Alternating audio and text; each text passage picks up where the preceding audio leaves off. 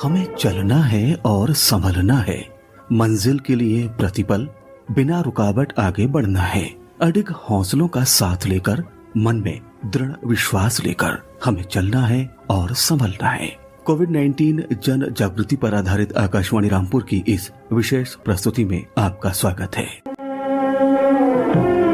हमें उन राहों पर चलना है, हमें उन राहों पर चलना है, जहाँ गिरना और संभलना है। हमें उन राहों पर चलना है, जहाँ गिरना और संभलना है। हम हैं वो दिए औरों के लिए, जिन्हें तूफानों में जलना है। अचानक आई विपत्ति हमारे हौसलों को आजमाती है तो वहीं एक नसीहत भी दी जाती है। कोरोना संक्रमण की त्रासदी का समय भी हमारे सामने चुनौती बनकर आया। हम कोरोना संक्रमण की पहली लहर से प्रभावित हुए, योजना बनाई और संभल कर चल भी न सके कि अचानक दूसरी लहर ने त्रासदी का रूप लिया। हमारे अपने हमसे दूर जाने लगे, सांसों की डोर थमने लगी, जिंदगी की रफ्तार धीमी होने लगी, सामाजिक दायरा सिमटने से लगा। उम्मीद की नदी में हौसलों की पतवार लेकर भविष्य की नाव के सहारे अब हमने संभल कर चलना आरंभ कर दिया है। यही है जीवन की एक आस, एक नए दिन में नए विषय के साथ। हमें उन राहों पर चलना है, जहाँ गिरना और संभलना है। हम हैं वो दिए औरों के लिए, जिन्हें तूफानों में जलना है।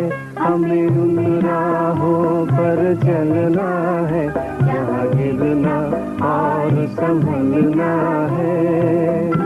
जो पीछे छूट गया उससे नसीहत लेकर आगे की अच्छी प्लानिंग की जा सके, ताकि उसका पालन करते हुए हम विषम हालातों से लड़ सकें, जीत सकें। कार्यक्रम में आज हमारे साथ हैं जनपद बरेली निवासी कुमारी प्रियदर्शनी रानी। आप दृष्टिबाधित हैं, लेकिन आपका हौसला अडिग है, दूसरों को जागरूक कर रही हैं। आपने भी कोरोना महामारी की त्रासदी को समझा है। कार्यक्रम में आपका स्वागत है।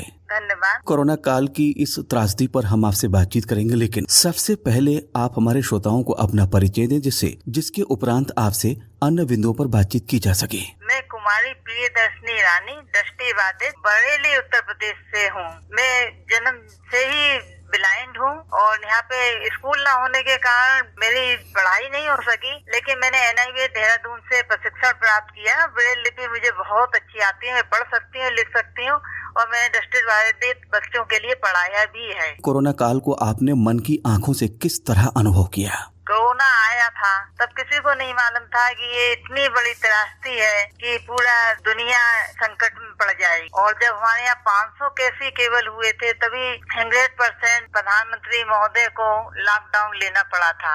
तब मैं हर समय रेडियो सुनती थी और सारे प्रोग्राम कोरोना से संबंधित आते थे, जन जागरूकता के, वो सुनती थी और कोई भी समाचार बुलेटिन नहीं छोड़ती थी, मिस नहीं करती थी, जिससे मुझे सारी जानकारी मिलती रहती थी और मैं स्वयं तो जागरूक हुई उससे। साथ ही मैंने अन्य लोगों को भी जागरूक किया कि आप सामाजिक दूरी का पालन कीजिए, फेस कवर, क्योंकि उस टाइम बाजार में उपलब्ध नहीं थे, क्योंकि एक नई बीमारी चली थी कि यदि फेस कवर नहीं है बाजार में उपलब्ध तो आप घर के बनाए हुए फेस कवर का इस्तेमाल कीजिए और जहाँ तक संभव हो वहाँ तक सामाजिक दूरी का पालन कीजिए। ना तो आप स्वयं घर से बाहर जाइए, ना अपने घर में किसी को आने दीजिए। और मैंने स्वयं इस चीज को अपने घर परिवार में लागू भी किया।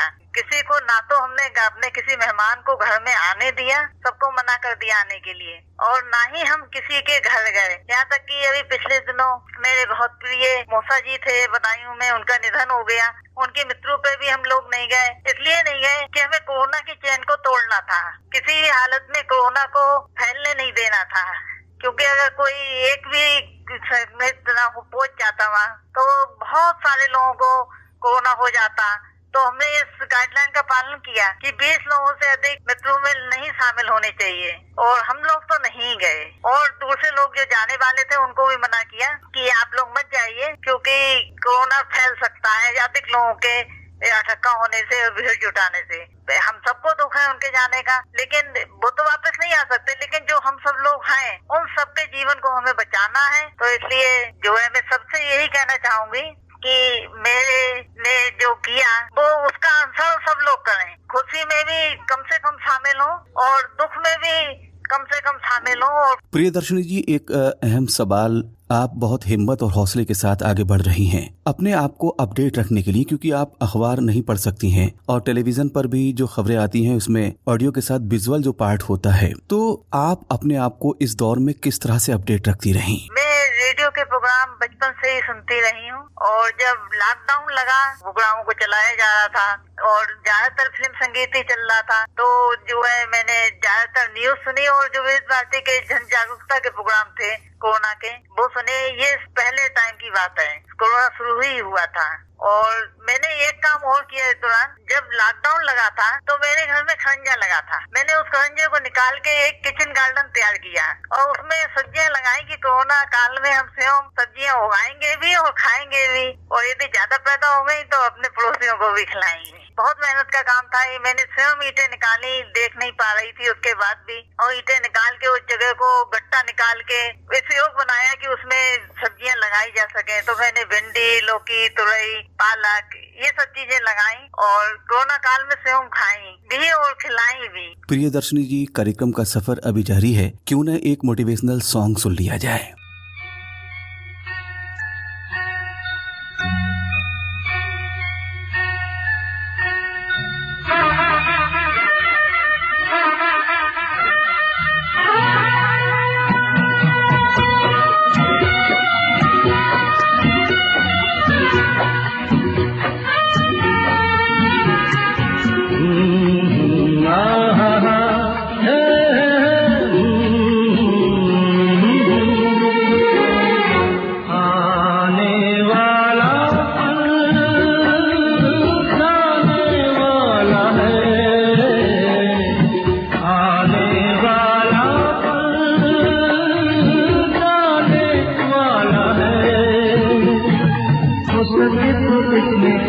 जिंदगी बिता दो पल जो ये जाने वाला है,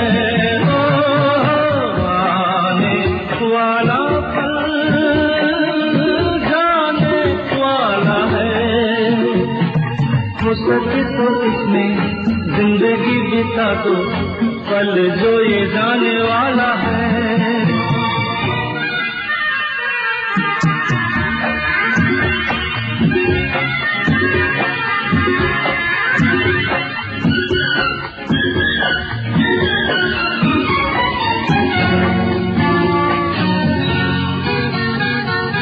एक बार यूं मिली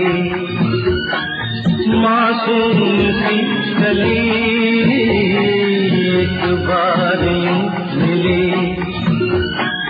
मासूम सी गली, हो खिलते हुए कहा खुशबाश में चली, देखा तो यही है ढूंढा तो नहीं है पल जो ये जाने वाला है, आने वाला पल जाने वाला है। हो सके तो इसमें जिंदगी बिता दो पल जो ये जाने वाला है।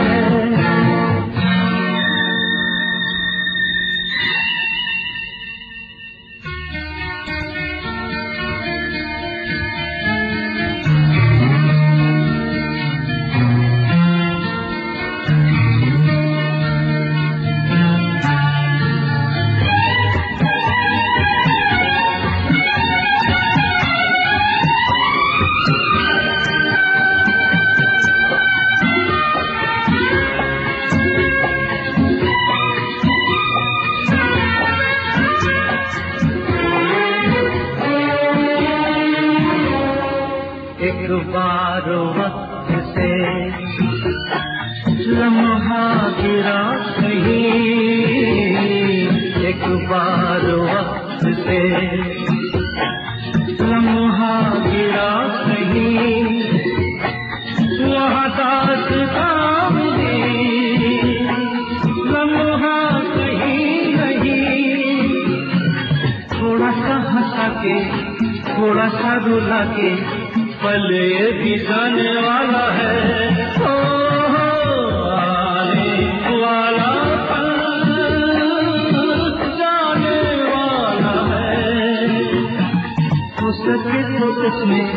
जिंदगी बिता दो पल जो ये जाने वाला है, आने वाला पल जाने वाला है, आने वाला पल जाने वाला है।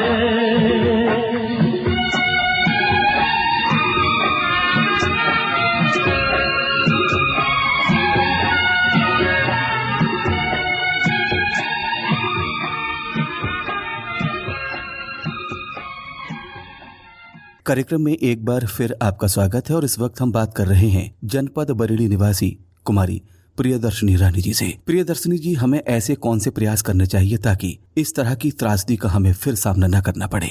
ये सबसे पहला प्रयास तो हमें यही करना चाहिए कि ये सरकार द्वारा जो वैक्सीनेशन का प्रोग्राम चल रहा है, क्योंकि अभी तक तो हम लोगों को ये शिकायत थी और ये उम्मीद थी कि कोई दवा आ जाए या वैक्सीन आ जाए जिससे हम कोरोना से मुक्त हो जाएं। लेकिन अब जब वैक्सीन आ गई है, हमारे वैज्ञानिकों ने इतना कठोर परिश्रम करके समय से पहले वैक्सीन हमें ला दी है और लग रही है और निःशुल्क लग रही है, तो हम सभी को वैक्सीन लगवानी चाहिए। सभी को लगवानी चाहिए, चाहे वो 18 साल से ऊपर के लोग हों या वृद्ध लोग हों। वो बच्चों की वैक्सीन अभी उपलब्ध नहीं है, लेकिन 18 साल से ऊपर के सभी लोगों को लगवानी चाहिए और किसी भी अफवाह पे ध्यान नहीं देना चाहिए। स्वयं लगवा के देखें कि इससे क्या नुकसान है और क्या फायदा है। सबसे बड़ा फायदा तो ये होगा 70% 75% तो आप वैक्सीन लगवा के सुरक्षित हो जाएंगे। अब रह गई 25-30% की बात। 25-30% के लिए आप सामाजिक दूरी का पालन कीजिए, फेस कवर लगाइए, कहीं भी जाएं तो अगर संभव हो तो।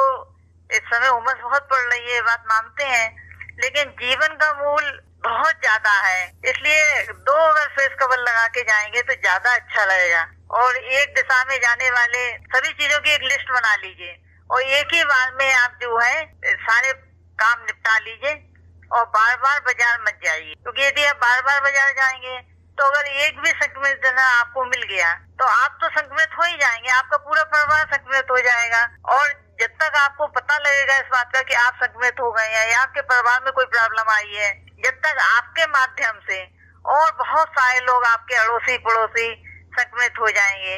और ये चेन बहुत लंबी है, बहुत कोरोना की चेन मजबूत है, उस चेन को हमें तोड़ना है, हर हालत में तोड़ना है। और तभी टूटेगी जब जितनी चेन उसकी मजबूत है उससे ज्यादा मजबूती के साथ हम खड़े होंगे और पूरी शक्ति के साथ कोरोना गाइडलाइन का पालन करेंगे, खुद भी करेंगे और दूसरों को भी करवाएंगे। मैं कहीं भी जाती हूँ, मुझे बगैर फेस कवर के मिलता है, मैं उसे रोकती हूँ, टोकती हूँ और कहती हूँ आप फेस कवर लगाइए, क्योंकि आप फेस कवर न लगा के खुद को तो संकट में डाल ही रहे हैं, लेकिन आप अन्य लोगों को भी संकट में डाल रहे हैं। हमें कोरोना की चेन को तोड़ना है और फेस कवर लगा के स्वयं भी सुरक्षित रहना है, दूसरों को भी सुरक्षित रखना है। तो मैं सबसे यही अपील करना चाहूंगी पुणे कि आप वैक्सीन लगवाएं, ली है या नहीं लगवाइए, कोरोना गाइडलाइन का पूरी तरह पालन कीजिए, क्योंकि अब ये जो कोरोना ने अपना स्वरूप बदला है, इसकी वजह से ये दूनी क्षमता के साथ फैलने की क्षमता रखता है। प्रियदर्शनी जी, एक अहम सवाल सोशल मीडिया पर भी आप सुन पा रही होंगी और खबरों में भी देख रही होंगी कि अनलॉकिंग के बाद पर्यटन स्थलों पर अचानक से भीड़ बढ़ी है।